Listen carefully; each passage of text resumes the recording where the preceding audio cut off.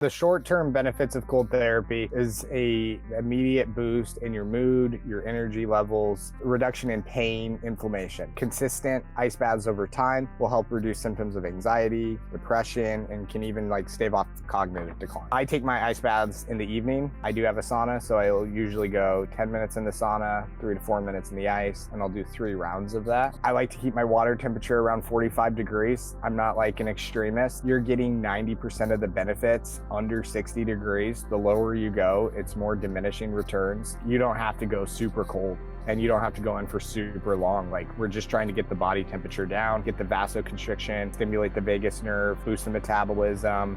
And you don't have to be super cold water to do that. 55 degrees does the trick.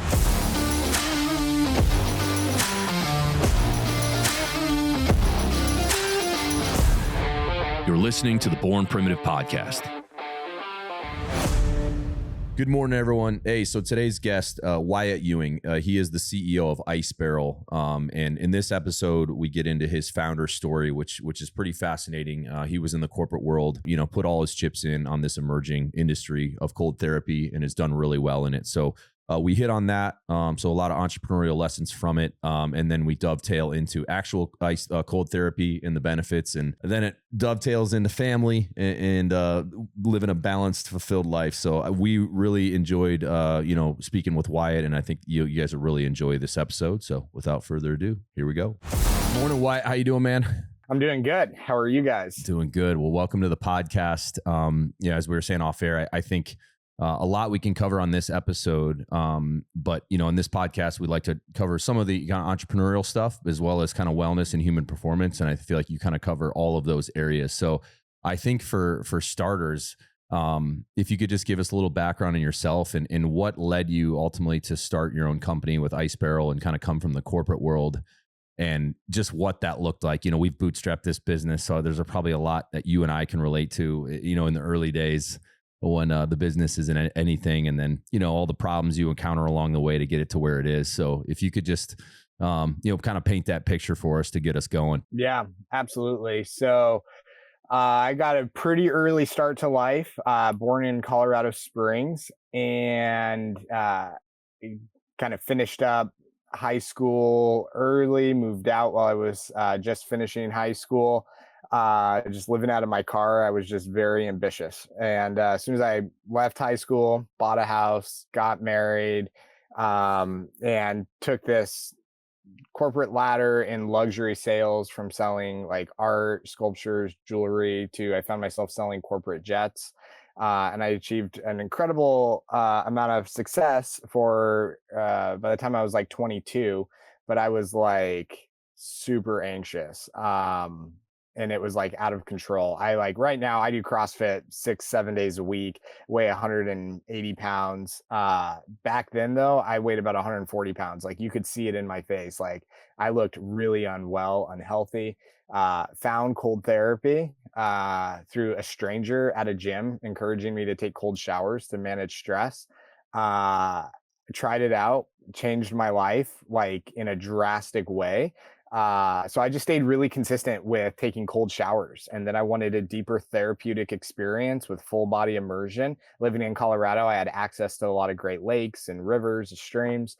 And I wanted to recreate that experience, but in my backyard. But nothing existed other than the waste management trash can or a horse trough.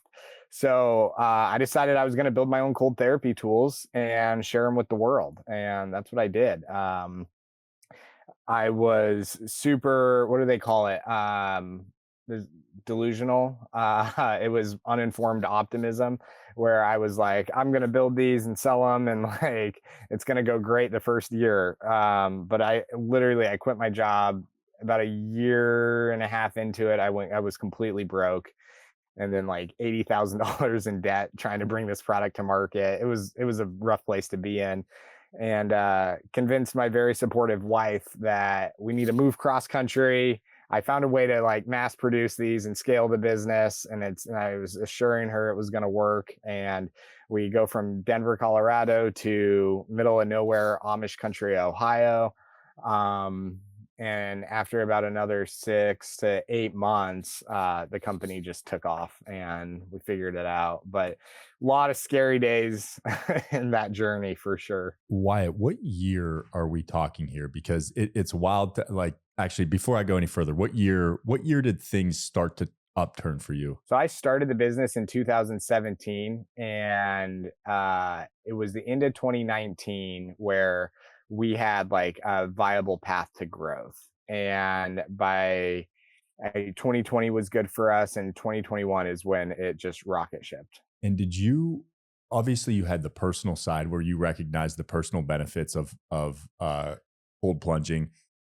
Had you started to see, though, in the broader market, and that's why I asked you the year, as somebody, and I know Bear's in this boat too, as somebody who's always kind of like looking for the new thing that people are trying from like a human optimization standpoint, it had I mean, 217, I'm trying to think back, like the whole sauna kind of cold plunge thing had definitely, it was in the zeitgeist, but it hadn't boomed yet. Were you as an entrepreneur, were you aware of that, saying like, I think there's going to be a huge market here? Or was it truly Oh more yeah. just centered around your own kind of personal journey? No, I'm a pretty strategic human. And I saw that there was going to be an opportunity here in the cold therapy space, just because like if cold therapy worked for me, I knew it would work for a lot of other people. And I also realized we were the first direct to consumer cold therapy company. Like we absolutely dominated the SEO world in the first couple of years because there was just nobody there. If you look up ice bath or cold therapy, we were the only ones there. There were no other competitors out there. And then China and Alibaba opened their wide arms, and everybody showed up to the to the playing field.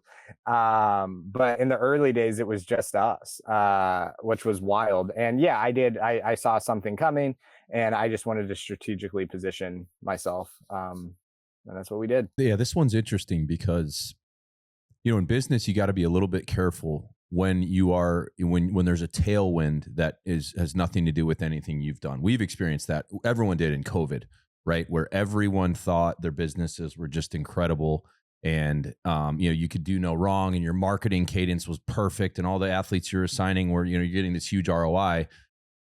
When we all had to sober up from COVID, we realized, at least we as an organization, that we actually weren't that good. And we had this giant tailwind pushing our sales. And for you guys in your space, and please don't take this the wrong way, but a tailwind was created in your industry from the Rogans and the Gary Breckas and those guys, where all of a sudden everyone's like, oh, this is the new thing. So it sounds spot on. There was probably no branded search in the very beginning, so you dominated the Google category. How has that evolved? Because now I see a million companies, because that's what happens. Obviously, that people see an opportunity, and it's going to attract, scrappy entrepreneurs like you. Hey, I recognize there's a booming market here. How have you guys maintained market share? And I guess how hard has that been since I'd say that that first mover advantage, while you probably definitely still have it, because I think your brand name is great and it's very recognizable. But at the end of the day, it is a commodity, just like ours is, right? And you have to obviously use brand to defend that, among other things. I'm just curious from your perspective, if you guys had kind of had to sober up as a company after a couple years, or if you were able to kind of navigate, okay, now we were the only show in town. Now there's 50 different brands we're competing against, including ones made overseas that can undercut our pricing, et cetera, et cetera. I'd just be fascinated to know how you have dealt with that, and kind of where we are in 2025 with that market. Is it still booming? Has the participation in cold therapy gone down at all? Is it continuing to grow? It's just got to be a bloodbath right now. But obviously you're in it, you're fighting it out. I mean, we're in apparel, so we have a terrible category that we compete in. So I can relate to probably what you're going through. So if you could just unpack that, I know that was kind of a loaded question. Yeah, it's an interesting question as well. I actually made a 3-part video series. It's about 3 hours where I tell the whole story of the cold therapy market. And I don't know if I'm ever going to release it because it's pretty like eye-opening and I'll probably get a lot of flack for it, but I wanted it to live, and be able to like maybe one day push it out if my thoughts ever materialize. But the cold therapy, the emergence of cold therapy, like there could almost be like a Netflix documentary about it. And there is so much stuff that has happened that I'm sure will come out at some time in the space, because it's just super fascinating. But a couple things. We were the only company for the longest time making products in America. And so we built a brand, and we also built a really good quality product that stood the test of time. So we had tremendous customer loyalty and advocacy for a very long time while our competitors were emerging. We were the company that was also creating products for cold therapy designed for the human experience, while all of our other competitors were just literally getting acrylic bathtubs or inflatable bathtubs from Alibaba, retrofitting an aquarium water chiller to it. Like, it wasn't that hard to compete. And we had really good branding, really good messaging. Like, for the longest time, like even on social media, we were like the #1 social media account. We got surpassed. But we positioned ourselves with really good quality products and really good customer service. So parallel to that, all these people start entering the cold therapy space, and they're all using 2 different water chillers coming out of 2 different factories in China, and you could reskin them to look like your own. But these were literally aquarium water chillers, and their compressors were using R410A. Heat exchangers were really poor quality, and these things only had an 8 to 12 month lifespan. There were 6 companies last year that went out of business in 2024. There's been 2 companies in 2025 that have gone out of business because their product failure rate is so high in the field, they just couldn't sustain. So it was really interesting. But unfortunately, what happened to the cold therapy space is it boomed, and everybody was chasing revenue at the sacrifice of good customer service. And it was super hot and volatile last year. Cold therapy customers were mad because these companies were going out of business. They were spending thousands of dollars. Their units weren't getting serviced. Nobody was standing behind the products. And it caused like a lot of issues. Reddit is a bloodbath when it comes to cold therapy. There was just another cold therapy company out of Australia that went under, and it is like, it's insane. And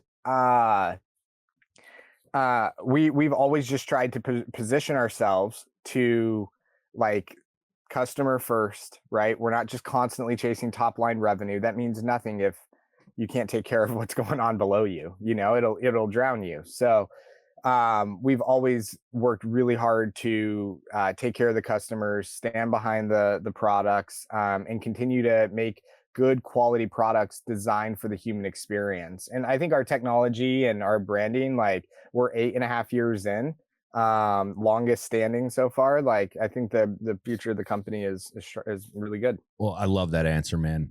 Spot on. And I don't even want to almost say the name, but I knew when he was saying there's a brand that I have that I bought like 2 years ago. It was like $8,000. I thought it was sexy looking, and it was, you know what I mean? And they were probably, you know, putting a lot into branded search. That thing is broken 5 or 6 times. The first day I got it, there was a leak in the actual tub. So after being on the phone with them for weeks, they had to send a plumber from Baltimore. That's like 4-hour drive from here. And he finally got there. He's like, yep, this is all I do is fix this one leak. It's every one of them has it. And then the chiller broke multiple times. They sent me a new chiller. That one broke. It just broke again. I've been on the phone with them for 3 weeks. They're saying there's not a technician they can send out. So they're having me try to FaceTime them into it's been an absolute nightmare. I've had multiple friends who bought the same unit. One of them has a gym in Florida. He bought 4 of them for his gym. They all broke in the first month. All of them, every single one of them. I have another friend. He's got one in his house just like me. Same brand, broke instantly. So to me, it's like, this is borderline class action lawsuit kind of shit. You know, you're paying $8,000 for this thing and it barely ever works. And what I know about this brand is they went 0 to 80 million in 3 years. And that's the tailwind, right? Like, you go to 0 to 80 million, I don't care how good you are, you have a tailwind behind you in a demand that's getting created from another source. And I love the fact that you guys have stuck to your guns, because it has been an absolute bloodbath. And it's infuriating to hear a company going 0 to 80 million. You're spending $8,000 on a cold tub, and it literally, probably they have an 80% failure rate, and they're getting away with it because they can convince the next idiot that doesn't read the Reddit threads to buy it because they have a sexy looking product and they have good, creative and good social media ads, right? I think the challenge is like, at the end of the day, like, chilling water is super new technology. Like, think about this. Like, we have hot water on demand in our houses. 100 years ago, you didn't have that. Like, the ability to have hot water on demand is like newer technology, right? Cold water was always just like coming out of your faucet, right? We've had that for a while. But what's interesting is like actually chilling water. That's like really, really new technology. Like, we as humans, if you look at like the rate of progression that we've made over the last 100 years versus all of time before us, like, it's pretty wild. And chilling water is really hard and really complex. And I think a lot of people think about cold tubs as similar to hot tubs, and it is not the same technology. It's way more complex. It's really interesting. So I think that it's something that a lot of people got into because Alibaba made it accessible, but they didn't realize like this technology is so new, right? And if you think about it, you're not trying to get your aquarium below 55 degrees. You're not trying to freeze your fish, right? But everyone wants to take ice baths below 50 degrees. So if you're driving a car and you rev it all the way up to the red, just because it can drive in the red doesn't mean you should push it there all the time. You're going to break something. Well, these chillers, all of them, except Ice Barrel's chiller, was designed to like for aquariums. They weren't designed to be put into this like crazy cooling cycles. And that's why it took us 5 years and $2.5 million to build our water chiller. And that was tough because I had a lot of pressure to like come to market with a water chiller. And we were just promoting our ice barrels and using ice as your way of chilling in like a traditional ice bath for many years. And we got a lot of flack of like, hey, bring a chiller to market. And I was like, no, like these things are literally, they're not designed for this. So I think there's something to be said about being right in the market, not first to market. I'm so glad I didn't compromise and come out with some aquarium chiller, that was just like had an Ice Barrel logo on it. It's a great lesson, and it's a cautionary tale, because imagine if you're the CEO and founder of the company I'm talking about, you launch this thing out of your garage, and all of a sudden you're hitting, I'm guessing, 40 million in year 2, and you're going to double. To have the discipline to say, you know what, we are not building this. This is not, yes, I can get to 80 million next year, but with the customer complaint rate, and I mean, this is not sustainable. To chase top line, knowing that, because you're probably going to try to get an investment, you know what I mean? And you're going to pull chips off the table. You're going to private equity deal, something like that. But the discipline, had he pulled back on the reins and said, oh, hey, we're going to do 40 million again next year, but we're going to get this shit right, because all these tickets that are coming in, I'm having to send plumbers out. I'm having to swap out, that would have taken such an incredible amount of discipline, but that would have been the right move in the moment. And they didn't do that. They doubled their business, and it turned into an even bigger shit show. So I commend you for having that foresight to say, no, we're going to do this right, because now you have a strong foundation. And it sounds like the chiller you built, that's a huge differentiator now. And hopefully you can find a way to teach people about the difference, because I didn't know these chillers that everyone else is using, or maybe most is not meant to go to 44 degrees like some of us put it at, or even, I mean, shit, some of my buddies are putting it at like 39, 40, which is really freaking cold. So that maybe makes sense why all of them are breaking, but so that's really cool. And how long were you doing just ice then? We launched the chiller. We pre-launched it in 2024. Oh, wow. January 2024. So, and then we started delivering units around July. So we're about a year into that product being in market. But the other thing is like we didn't just take like just traditional chilling technology. We actually built the chiller and we layered in some incredible technology that we designed in-house called Smart Sense. And Smart Sense is really cool. And when people understand it, they love it. But when they don't understand it and they have the expectation that it's like an aquarium chiller, it's very confusing to them because the unit goes into protect mode. And protect mode is designed to keep really you from breaking your chiller. And so, but a lot of customers in the market, when it goes into protect mode, they're like, oh, my chiller's not working. And it's like, no, you got to follow the steps to get it out of protect mode. There's an obstruction that's causing low water flow. Something's overheating, right? Like we have some customers that they put the chiller, right? You have to have good airflow for a chiller, but they put it right up against the wall and they block the airflow. Yep. Right. Well, our chiller will go into protect mode so that it doesn't continue to run and break, right? Whereas like an aquarium chiller would just burn out. And so there's so much education that needs to be provided, and it's just going to take time to the customer on how to utilize a cold therapy tub and chiller and how to like operate them properly, because it's not a hot tub. It's not a set it and forget it, unfortunately. Like I'm hoping that the cooling technology over the next 10, 15 years, like really enhances and evolves.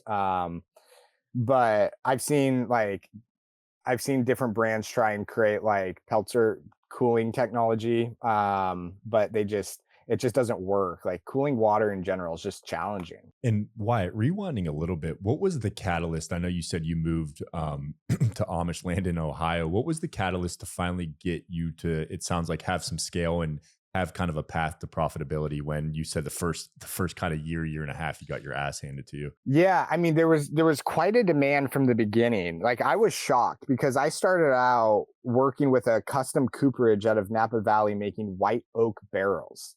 And I was having to sell them at the time for like $2,500. Now, put yourself back in 2017, like buying a $2,500 white oak barrel to take an ice bath, like people thought I was insane. But every time I was in stock, I would sell out.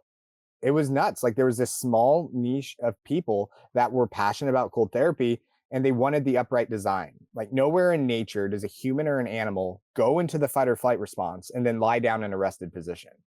So why would you take an ice bath in a rested position? Why would you take an ice bath in a bathtub? Like if you go jump in a cold river, you don't float on your back. Like you always stay upright, doggy paddle, huddle, right? And you're in this hunched position. So like I wanted to create that with Ice Barrel, and people that were consistent cold therapy users, they caught on to that really quickly. And so there was just a demand for it, but I could not scale the business with a white oak barrel. Like I would have to literally sand and stain and seal. Like it was a lot of work. It took me like 15 hours to make one barrel. So then I wanted to move it to a rotational molded product, just like you would make a kayak or a Yeti cooler. And that was like the path, but I had to get out to where that was happening. And I was super passionate about making sure that everything I did was in-house. So it was like hybrid contract manufacturing. I had to buy the equipment, I had to buy the tooling, the molds, all of that. So I just had to be where it was happening. So figured out how to do it. And then, yeah, like I said, convinced my wife to come with me. I'm super thankful for that. And we left Colorado, went out to Ohio, and it was the scariest thing. Like I remember this one time we were like completely out of money, and I ended up selling an airplane to like keep the business going, keep food on the table, and it was crazy. So I even sold like lawnmowers and tractors and bulldozers, like anything I could do to just like keep things going. And I'm really thankful I did it. Like it came together. It's pretty wild. Yeah, it's so cool to hear. I love the founder stories, man. We just had Bert Soren from Sorenex on. His dad, Pops, started Sorenex, and Bert had a huge role in it too. But to hear, the backstory of what, founders go through to get it to where it is, I think everyone kind of sees, these big brands that are established and, must be nice, but it's like, you don't know, what it took when you're in the trenches, doing things like that, selling stuff on the side just to put food on the table for your family, and to have the the courage to take a chance and move across the country from Colorado to Amish country, Ohio. Like that's pretty, and then to convince your wife and all the things that come with that. So I absolutely respect the kind of the burn the ships approach you took there. I guess, looking ahead, what's the ultimate goal for you with your business? Yeah, so I really just want to continue to share the power of cold therapy with everybody everywhere. I think that cold therapy is still on the rise. I don't think it's a fad. I would actually like if it was a fad, because then that would be like a great boost in sales, right?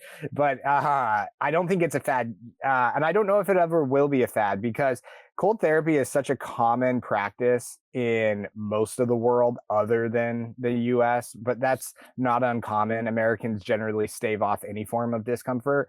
Um, and so I think when people in the West see somebody doing something, extreme, and that would be deemed extreme or uncomfortable, it gets a lot of like views and stuff. But I don't really think it's like a fad. I think it's just going to be a steady wellness modality that a lot more people start partaking in. But I do want to take the product international. There's not good cold therapy solutions in other countries. And yeah, I mean, we're having a lot of fun doing it. We're changing a lot of lives. I have a whole wall of all the incredible customer testimonials. And I also have a lot of other unique products in the cold therapy space that I want to bring to market.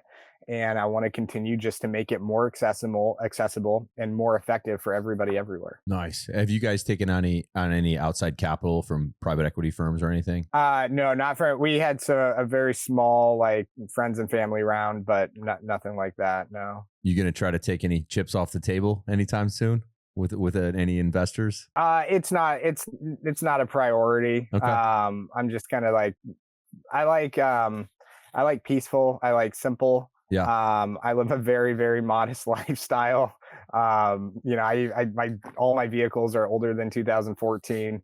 Like I'm not into like flashy. I would rather have like peace in my soul, than, any kind of like vanity metrics that feel good to the ego. Yeah. Well, those are wise words, man, because a lot of people get sucked into that and chase that. And, we're 11 years in and haven't done that either. But I think if you can find a strategic partner that can bring something to the table to help the business goals, that's one thing. But to take a check to then work for the man when you started it, that's a big leap that a lot unfortunately take, and then get that buyer's remorse post transaction. So I think the way you're doing it, and living, with humility and just doing your thing, and it being about changing people's lives is that's a very sustainable and grounded approach. So I respect that a lot. I guess speaking of just cold tubs and the cold therapy, well, like I'm into it. Tony's into it. We have one right outside. There's another company that we're friends with that sent us one. I won't plug them because that would be, I think, a little disrespectful considering we're talking to you. But we just set it up outside. So we've been like, I go out there on my lunch break. I have one in my house that barely ever works, but when it does, I do the sauna cold tub in the morning and go back and forth. And I got a hot tub up on the deck that sometimes I'll do the contrast. I'll run back and forth and do 2 minutes cold, 4 minutes hot for 4 or 5 rounds. But I guess for cold therapy, since you probably know a whole lot more than we do, like, could you break down how you do it, how it's changed your life, and maybe recommendations for the listeners on, like, in a given week, let's say the person's, physically active, works out 4, 5, 6 days a week, kind of like you do. How does it fit into your daily routine? And I guess, what are the benefits you've seen, both obviously physically, but also just mentally? And, I feel like very clear-headed in a sense of kind of that you get that dopamine rush. And I know my anxiety goes way down for at least a couple hours. So I'd love to hear from you, one of the OGs, like how you employ it in your day-to-day life, and any tips you might have. Yeah. So the short-term benefits of cold therapy is a immediate boost in your mood, your energy levels, reduction in pain, inflammation, right? Consistent ice baths over time will help reduce symptoms of anxiety, depression, and can even like stave off cognitive decline. I take my ice baths in the evening. I do have a sauna, so I'll usually go 10 minutes in the sauna, 3 to 4 minutes in the ice, and I'll do 3 rounds of that. I like to keep my water temperature around 45 degrees. I'm not like an extremist, you're getting 90% of the benefits under 60 degrees. The lower you go, it's more diminishing returns. You do build up a habituation to the cold. And anything like once you hit that point, it's like just because like it doesn't feel cold anymore or you're not like shivering or hyperventilating doesn't mean it's not working, right? So I just like to keep it like a super consistent routine, a consistent temperature. And I'm not, yeah, I don't think even for most people taking an ice bath around 50 to 55 degrees is a really good place to be.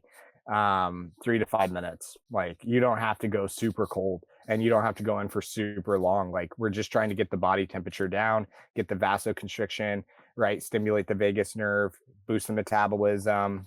And you don't have to be super cold water to do that. Like 55 degrees does the trick. And as far as timing throughout the day, Wyatt, I think it used to be. I mean, you used to always hear about like ice baths after practice, but then of course now, like at least from the people that I've heard, it's like actually doing it before a workout would make more sense. And it sounds like you kind of do it just separate from any type of training. But where would your recommendation fall as far as timing throughout the day? And then you get, of course, the guy with the shirt off on Instagram that tells you have to do it at 4:30 a.m.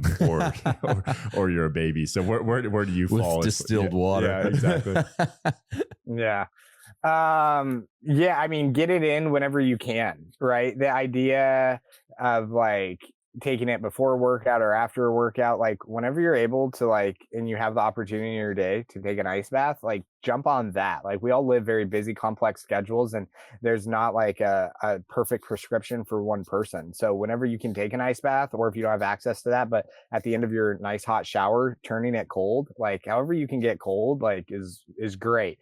There's this like silly half truth out there that taking an ice bath after a workout diminishes like muscle growth, and it's so nominal. Like it's super nominal. If you are a bodybuilder and you're training to be Mr. Olympia, like heed the warning, right? Don't take an ice bath after a lift. Like wait 4 to 6 hours. But for the average person, or even the above average person, taking an ice bath after a lift is not going, you're not going to lose your gains. Like the research shows it's like a 4% reduction in muscle growth for that day. Like it's not like it's so nominal, you know? So I think we're in such an age in history where there's so much information overload and wellness fatigue, where it's like, do this one day, don't do this, don't do that. Like it's too much, right? Like you're never going to like shoot a bullseye. Like think about like the foundations, and just like focus on what you can do. Like I have a picture of Teddy Roosevelt, right here in my office, and it says, you do what you can with what you have, where you're at. Right. And it's like, it doesn't have to be that complicated, right? Just like get cold, feel better, do what you can. Yeah, I love that, because I saw that same study, and I think one of the studies was trying to claim like 60%, and it's like, yeah, if you hit like major legs, you don't need to go right into the cold tub. You wait a few hours, you know what I mean? It's like you're fine. Yeah, I think people were way overhyping that study. And I heard a rule of thumb as far as, because people a lot of times ask like, should you end hot? Should you end cold? Like if you're doing both, and maybe you can confirm this. I was told if you want to feel rejuvenated, end with cold, and if you want to feel relaxed, end with hot. So like, if you're doing it at night, have the sauna be your last 10 minutes or 20 minutes, or if you have a hot tub, like, that's what I do sometimes. But if you're doing it in the morning and you're contrasting, make the cold your last thing. And then, then now you're ready to rock, take on the day. Have you heard that? Does that sound accurate? Yeah, absolutely. The other thing that's interesting is you can also use the cold when you doing contrast therapy and you end on cold. There's studies out there that show a boost in your immune system. And when you end on hot, a boost in recovery, because you're constricting and then deconstricting your veins and your blood flow. And so like when you get back in the sauna and your veins open back up and you get a flush of blood flow, like that's phenomenal for recovery and for relaxation. So there's benefits to both. It's just kind of like, what's the motive? We have an app for the cold therapy community at large. It's not just for like Ice Barrel customers. It is called like Ice Barrel. You get it from the App Store. And we have like these really awesome guided protocols. So you put in there what you want to take your ice bath for, and it has this audio protocol. You set your phone next to you while you're taking your ice bath, and it walks you through everything from start to finish. Like, it's super awesome, just so you can get dialed in if you want to. Nice. We'll have to check that out. That's good. Wyatt, you talk about kind of your prior life in kind of like in the bio it was written as like corporate aviation, but it sounds like you were kind of wheeling and dealing in several different lanes that led to kind of like a feeling of burnout. You were working insane hours. Now that you've kind of transitioned to being a founder of Ice Barrel, what are kind of, and you even mentioned when Bear asked the question about kind of private equity of like, hey, I'd rather maintain peace in my soul than chase some fictional kind of dollar amount that's going to bring me absolutely nothing. What are the foundational pieces now that you're out of that kind of like burnout stage of your life into now? And I'm sure you're still incredibly busy, but what are the foundational pieces that allow you to stay grounded and kind of prevent you from kind of pushing into the red like it sounds like you had in your past? I think self-awareness is super important. I'm not on social media. And I'm aware of like comparison is like the biggest thief to joy. And so instead of looking at what everybody else has, and what everybody else is doing, just focusing on who I am and what I have, is super helpful for me. And so I don't like social media because it plays like mind games with me, even if I'm unaware of it doing that. Right. And so I don't like that. For the last, funny enough, we we ended up getting a TV like 4 or 5 weeks ago.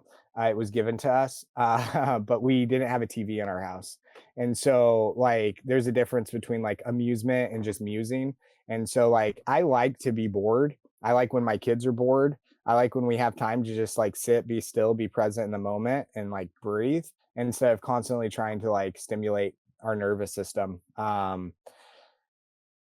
So I think there's like a lot of mindfulness practices that I just value.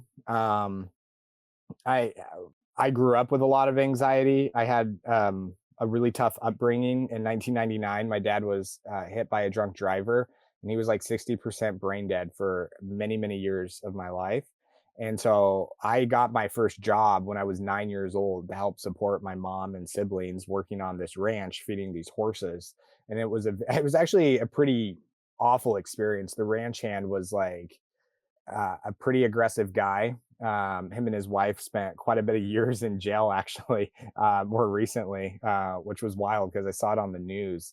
But he was a super aggressive guy, and I grew up in a super survivalistic setting. Like my dad wasn't around for many years, and I just had to get super scrappy. So I developed a tremendous amount of like anxiety and a very survivalistic behavior and like trigger mechanisms. And I had to face all of that as an adult. Like if you don't deal with your crap when you're younger, like it's gonna just age with you and just express itself differently. It's funny because like impatience, as a lot of times, is just an expression of anger that's not properly expressed. So you see a lot of A-type people, A-type personalities, and they're kind of just impatient. They're impatient with the process. They're impatient with themselves. They're impatient with the person at the cash register, impatient with their family, their kids, right? A lot of times that's just unexpressed anger.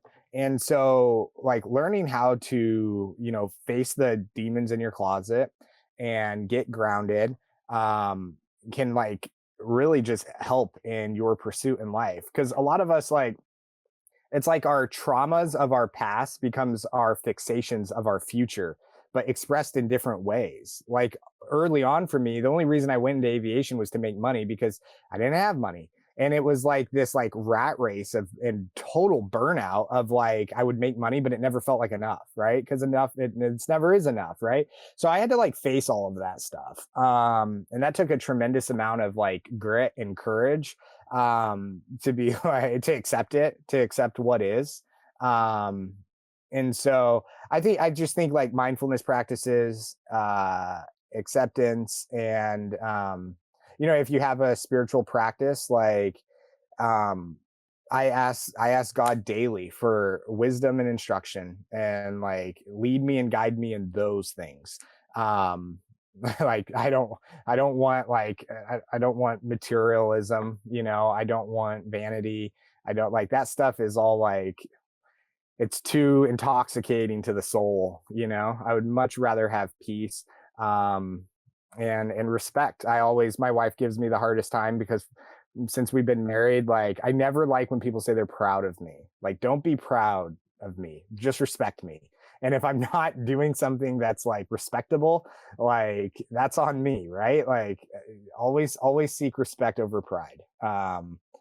So I don't know. I think like things like that have helped me stay grounded through a lot of hardship and challenges through the years. What an incredible answer. And there's so much there that I want to pull the thread at. But was there a rock bottom for you, either spiritually or personally, that kind of was the catalyzing moment? Or was it just you?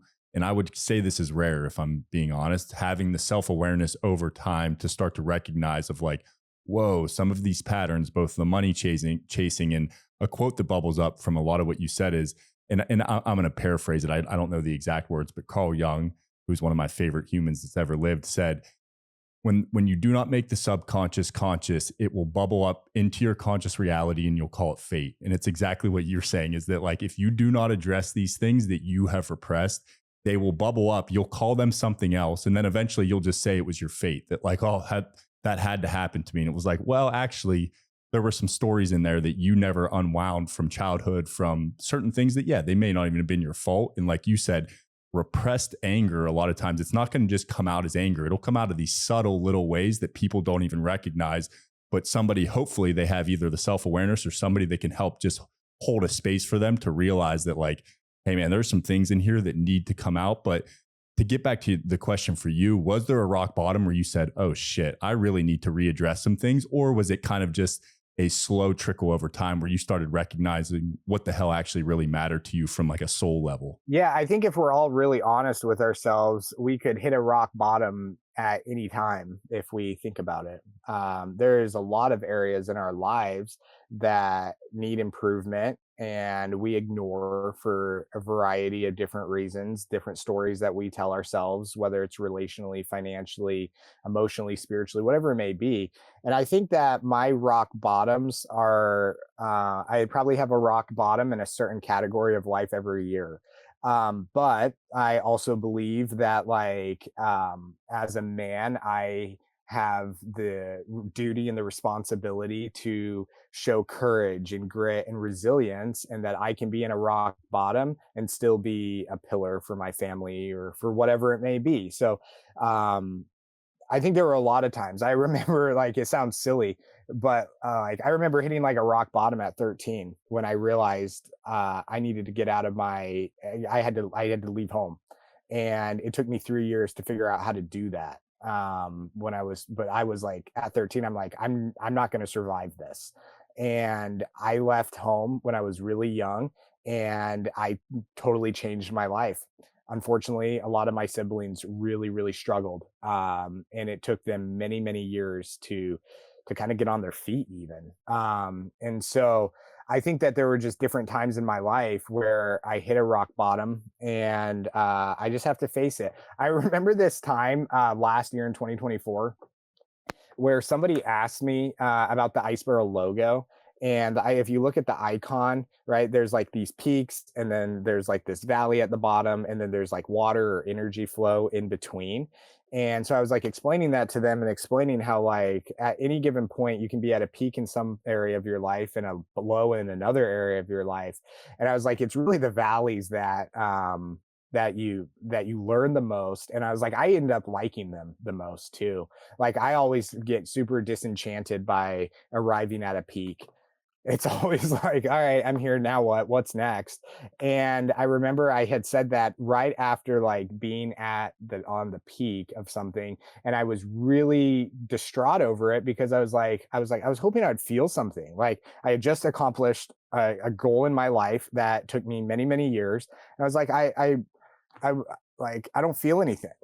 And the next day I got slapped so hard on the face, and in that same area I went back into a valley. And then like getting through it, I was looking back, I'm like, I kind of like the struggle. I kind of like the pain, the discomfort, the growth that comes out of that. um so I think I experience at least one big valley a year in some area of my life, whether it's relationally, health, fitness. Like, we can always improve our parenting skills.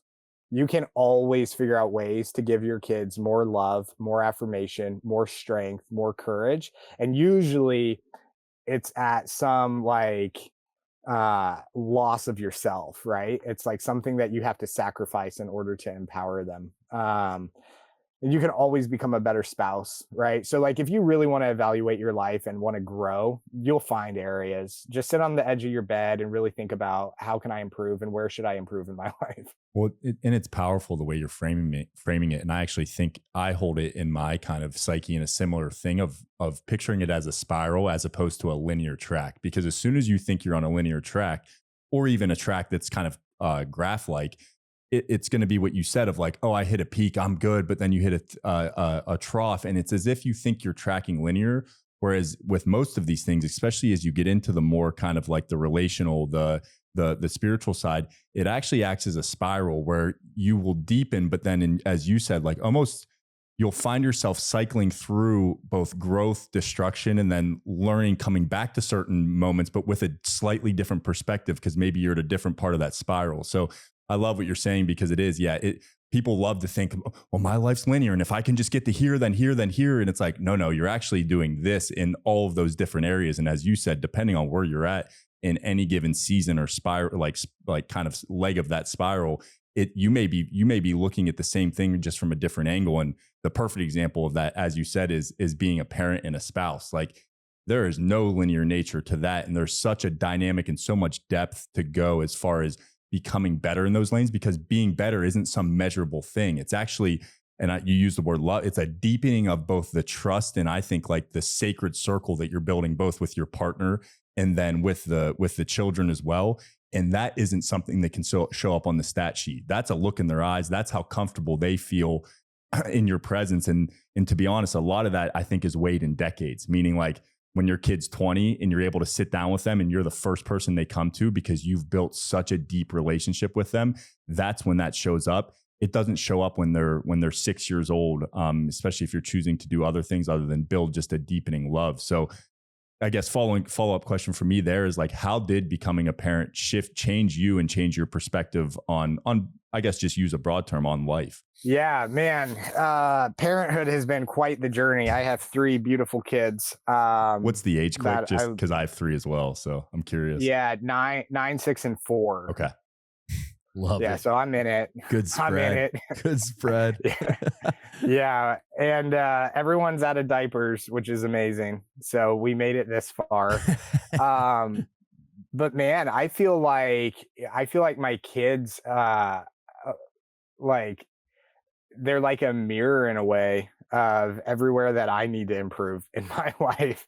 And it's so interesting because obviously, like, when I was 9, I started working. I was 6 when my dad had his car accident, and I didn't know how to be a kid. And even now, like, it sounds silly, but like, my dad was super authoritarian and strict, and then you layer in kind of like just the brain damage that he incurred from the accident. It was a super intense environment. And so I didn't know how to be a kid, and I didn't know what was normal. And so even to this day, I'll ask my wife when the kids are doing something, I'm like, hey, is that normal? Like, is this normal kid behavior? Or is like, are we doing something wrong? Should that be corrected? What should it be? So I had to just like learn how to unlearn a lot of things. And it definitely broke down a lot of walls in me as well, and just exposed a lot of like blind spots of I just had a lot of like these survivalistic tendencies growing up. And so I didn't know how to play. I don't think I made my first silly face until I had a kid. like, as silly as that sounds, like growing up, it was just like I was too busy. Like it was work and school, and then like just trying to make it through the evenings at home. And so it was like it was just interesting because when we had kids, learning how to engage with them and interact with them, and like I got at this one point, I wanted to like give them the life that I didn't have, so I like overly spoiled them. And and then I realized like, and I was terrified of them hurting themselves or making mistakes. And then I realized like they're like, in order for them to grow and develop into healthy humans, like they have to get hurt and they have to be told no. And like, I had to rework a lot of that stuff. It was a little bit messy for a time. By no means that I have it right, but I was committed. I was committed to being a good father. But I always would tell my wife, I would always say, like, wanting to be a good dad and being a good dad are two different things. And so I was like, it takes a tremendous amount of dedication and commitment to being a good dad. And the one piece of advice that somebody gave me that changed my life while I was raising a family, building a business at the same time, was your family does not want or even need 100% of your time, but when you're with them, they want 100% of your attention. So that gave me the permission to give myself like time boundaries with my family. And that honestly is the only way I was able to build the business and keep my family intact and the business intact. And so um, I didn't have to give them 100% of my time, so I never felt guilty when I wasn't around, because when I was with them, I would give them 100% of my attention. And then I could let them know like, hey, for the next hour, you have dad's undivided attention, but in 1 hour, daddy has a call and I'm back to the office, right? And then I'll be home later this evening. And setting up just boundaries was super helpful for me. Yeah, and I love even you just saying, because I couldn't agree more on the fact that your kids act.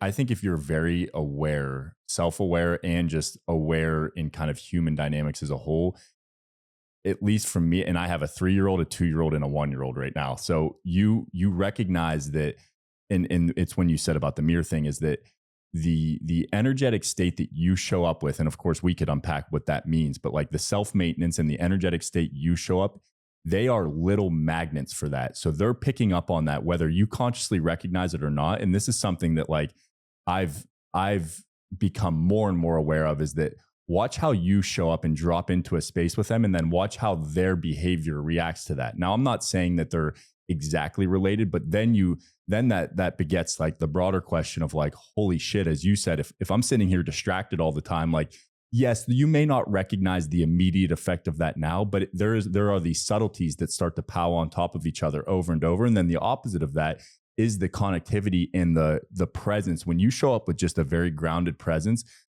they respond differently. Their behavior changes, the little outbursts change. And of course, they're still going to be children, but I just think it's powerful what you said, because I think in today's day and age, we are so damn distracted that it's sad. Like we cannot just, and as you said, that doesn't mean being present all the time, but it means when you're there, be there. And I love even what you said about the TV, because like we've farmed off parenting into technology, into iPads, into TVs, into everything, because God forbid we have to put our cell phone down and just sit with our child and be present and like you said, learn to play. And I love it. I'd like to give you a compliment that like you going through that as a child is probably what built a hell of a backbone, meaning like a character that now you're unshakable, but the fact that you didn't let that constrict you, and now you're actually almost relearning to play alongside your children, is really powerful. Because I would argue most people that go through, and we have some parallels as far as like the kind of our upbringing. Mine nowhere near as egregious, more just the area that my brothers and I grew up in, is that most people would have become constricted by that. Meaning, like you said, I didn't know how to make like a playful face as a child. Most people take that into adulthood, and that gets expressed in really constricting, kind of almost dark ways. Whereas you went the opposite of like, yeah, let that be your backbone. Let that act as kind of almost like a spiritual kind of like steel kind of rod for you to be grounded, but then kind of relearning alongside your children what it means to express play and what it means to be able to sink into the moment, as opposed to just being distracted at all. So I wanted to give you that, because I just recognize like you as a child to be able to take that and then do what you've done as a parent of kind of going the opposite way is really powerful. I appreciate that. Thank you. Yeah. Of course. Thank you. We need to normalize being bored again. Yeah. I know. Yeah. I think for one thing I want to add is like, we all need to recognize that these moments that some parents, and I'm probably guilty of that at some point, like these moments in 15 years, you would do anything to have back. You know what I mean? Those simple moments where we're sitting on the couch, screwing around, or, she's big on Bluey right now. So, and I try to limit it, but we'll get on the couch and put a Bluey episode on. And, like those are the things that, in 50, you do anything for. And that's true with any previous phases of our life. You like when I was playing college football, it's like, you're like, oh, I got to go to practice. It's freaking hot. We got to do 2 a day.